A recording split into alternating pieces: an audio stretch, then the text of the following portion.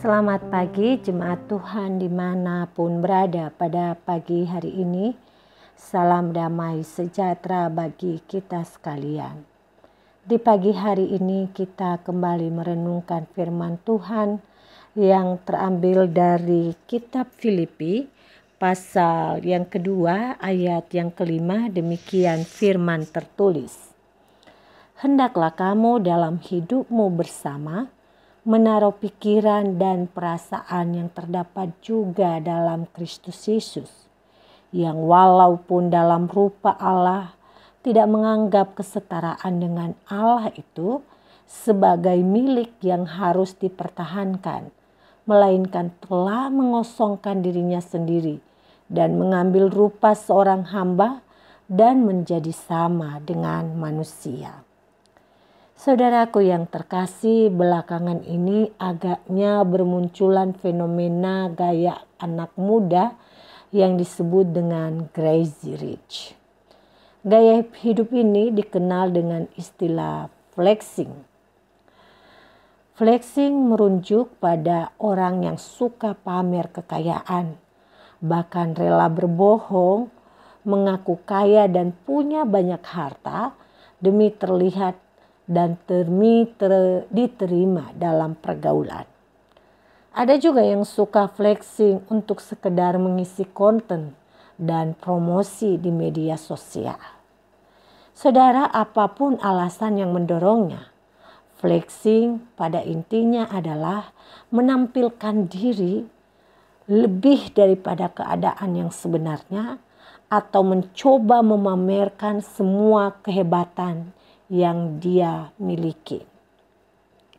Saudara, itulah kelakuan manusia yang pada dasarnya sebenarnya manusia ciptaan Tuhan. Sebagai ciptaan Tuhan, dia hanya memiliki kuasa yang diberikan oleh Allah sebatas dalam kodratnya sebagai manusia.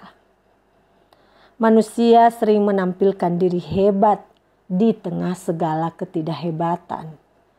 Dan sikap ini berbanding terbalik dengan Kristus yang memiliki segala kuasa yang tidak terbatas. Ia justru memilih mengosongkan diri, yaitu kenosis, mengosongkan diri dari segala kepenuhannya untuk mengisi hidup orang lain. Saudaraku yang terkasih, sebagaimana teks bacaan kita hari ini menyaksikan bahwa Allah bersikap rendah hati. Ia Allah Yesus Kristus yang adalah Allah sendiri di dalam kuasanya sesungguhnya memiliki kebebasan untuk melakukan segalanya. Ia maha besar, duduk dalam tata sorgawi, bahkan dunia dan segala isinya ada di dalam genggaman tangannya. Saudaraku, kepenuhan kemuliaan itu tidak untuk membangun jarak dengan manusia. Ia justru memakai segala kepenuhan kemuliaan yang ia miliki itu untuk mewujudkan cinta kasihnya kepada manusia.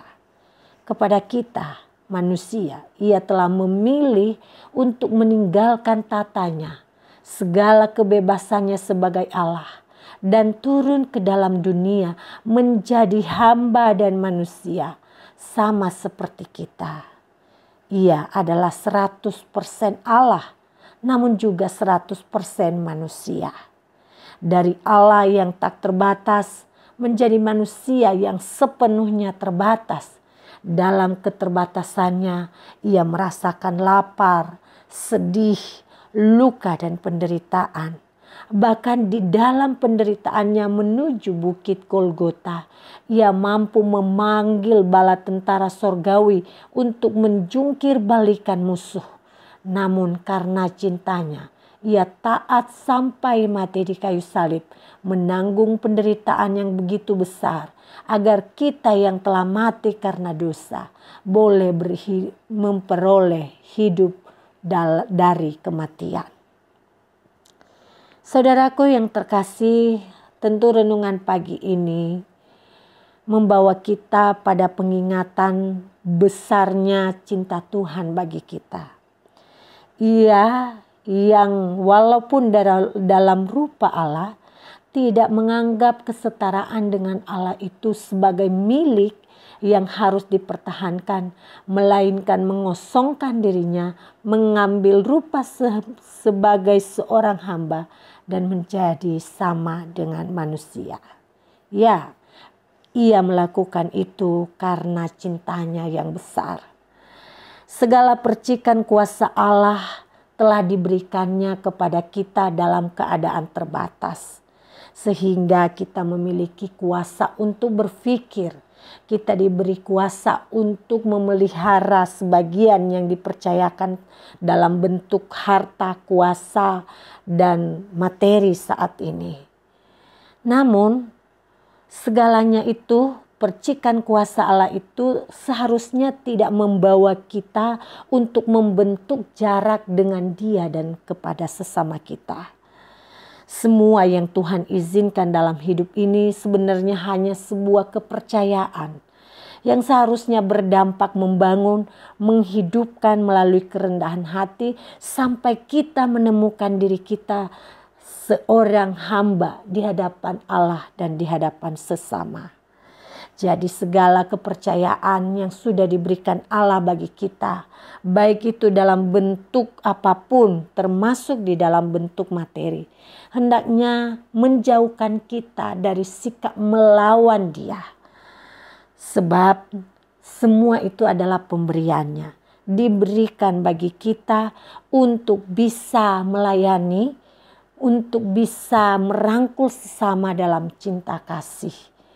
Itulah teladan Kristus bagi kita semua.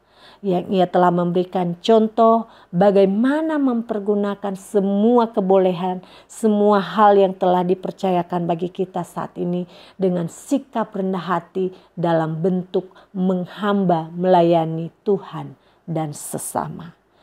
Kiranya Tuhan memberkati kita di sepanjang hari ini.